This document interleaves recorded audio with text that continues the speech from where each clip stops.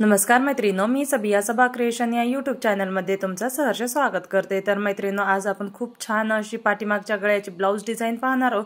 बघा, इथे कुठेच आपण लेस लावलेली नाही किंवा कोणत्याही बुकरमचा सुद्धा वापर केलेला नाही। विदाउट बुकरम, विदाउट कॅनव्हासचं एकदम छान अशी सुंदरशी डिझाइन होते। बघा, खूप छान वाटतं असं डिझाइन पाठीमागचे जी विदाउट लेसचे असते कपड्यामध्ये ना, ते रुतत नाही किंवा कुठे काही असं दिसत नाही।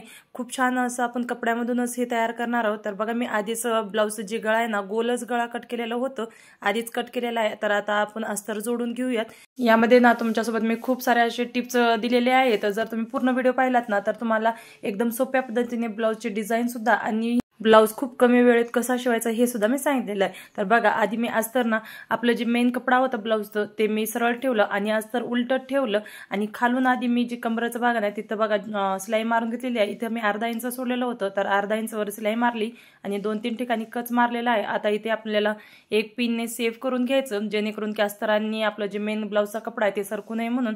आता इथून बघा पाव इंचावरून आपल्याला इथे सिलाई मारून घ्यायची आहे। खूप डीप गळ्याचं नाही, ही खूप छोट्या गळ्याचं सुद्धा किती छान असं आपण ब्लाउजची डिझाइन करू शकतात हे सुद्धा तुम्हाला दाखवलेलं आहे। छोट्या गळ्यावरती सुद्धा तुम्ही खूप छान अशी डिझाइन करू शकता। तुम्ही हे व्हिडिओ पूर्ण बघा। बघा, आता जे एक्स्ट्राचा कपडा होता ना ते सुद्धा मी कट करून काढलेला आहे। इथे मी पाव इंच वरून सिलाई मारलेली आहे। आता जिथं जिथं आपला जे गोलाकार गळा आहे ना तिथं कच मारून घेतलेला आहे, जेणेकरून की जे कच मारल्यानं आपला गळा एकदम व्यवस्थित होतो। आता मधून आपल्याला असं हात घालायचं आणि हिला सरळ करून घ्यायचं। बघू शकता, आपल्याला कमरेचा भागला जोडण्याची सुद्धा गरज पडली नाही किंवा गळा आपल्याला डबल जोडण्याची गरज नाही। एकाच ह्याच्यामध्ये ना आपलं गळा पण झालं आणि कमरेचा जे खालचा भाग होता ती सुद्धा आपलं अस्तर जोडणं झालेलं आहे। तर आता वरून एक गळ्याला दाब टिप मारून घ्यायची, जेणेकरून की जे गळा आहे ना खूप छान असं फिनिशिंगने बसतो। तर आता इथे गळा सुद्धा झालेला आहे आपला मारून सिलाई। आता जे आपलं अस्तर आहे ना ते जे मोंड्यापासून सुद्धा आपल्याला अस्तर जोडून घ्यायचं आहे। तर बघा, हिला आता उलटं करायचं आणि उलट्या साईडने म्हणजे अस्तर कुठपर्यंत आहे आपल्याला वरच्या कपड्यावरून दिसणार नाही। यामुळे बघा, एक्स्ट्राचा आपण कपडा ठेवलेलाच होतं, अर्धा इंच 1 इंच कुठे कुठे झालेलं होतं, ते आता आपल्याला इथे कट करून काढायचं आहे। बघा, इथे सिलाई मारणं झालेली आहे। आता ना इथं जे खालचा भाग आहे ना तिथे आपल्याला एकदम बारीक सिलाई मारून घ्यायची, जेणेकरून की ते उसळू नये म्हणून। तर बघा, इथे मी जी साईडहून एकदम कडेनेच आपल्याला इथे सिलाई मारून घ्यायची आहे, ती मी एकदम कडेने मारून घेणं झालेलं आहे।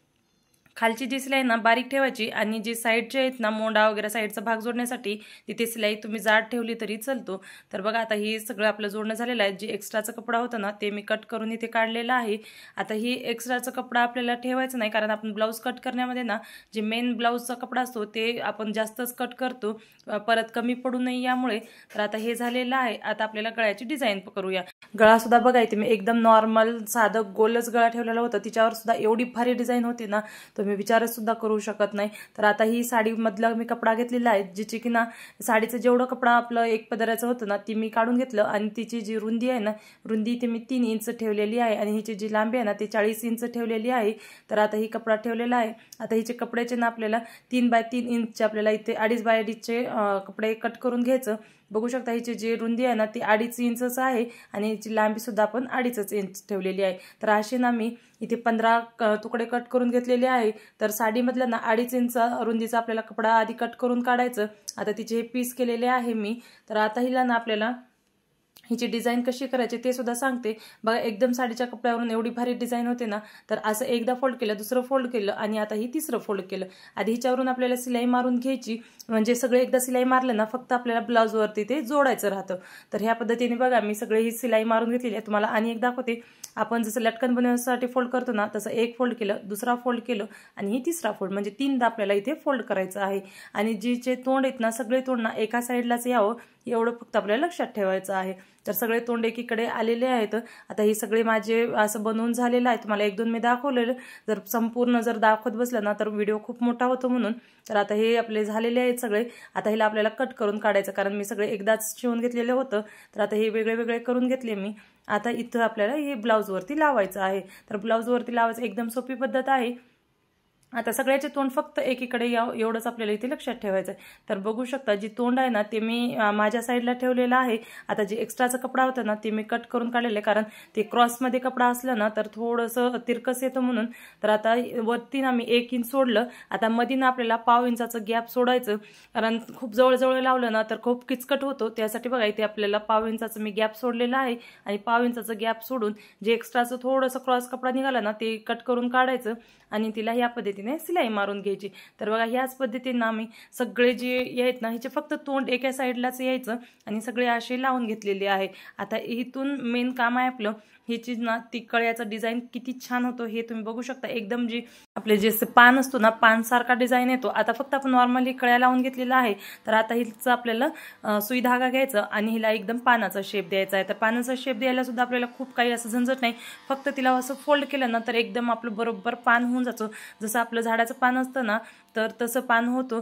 तर आता हिला बघा मी असं जे आपण तोंड एकीकडे केलं होतं ना 4 फोल्ड केलेलं ते आपल्याला भरमधातून दोन्ही भाग एका साईडला आणि एक सिंगल भाग एका साईडला करायचं आणि अगदी सेंटर पॉईंट घ्यायचं आणि तिथं आपल्याला एक टाका घालून घ्यायचा आहे। सुई धाग्याने बघा इथं 2 पदरी धागा करायचं आणि इथे ना 2दा आपल्याला टाके घातले ना एकदम पॅक बसून जातो। तुम्हाला जर इथं वाटलंच ना तर तुम्ही इथे मनी सुद्धा लावू शकता, मनीने खूप छान होतं। पण हे डेली यूजचं असं ब्लाऊज होतं, ह्याच्यावरती जर मनी लावलं तर खूप वॉश केलं ना तर मनीचा कलर जातो किंवा मग काळे पडतात, ते चांगलं वाटणार नाही।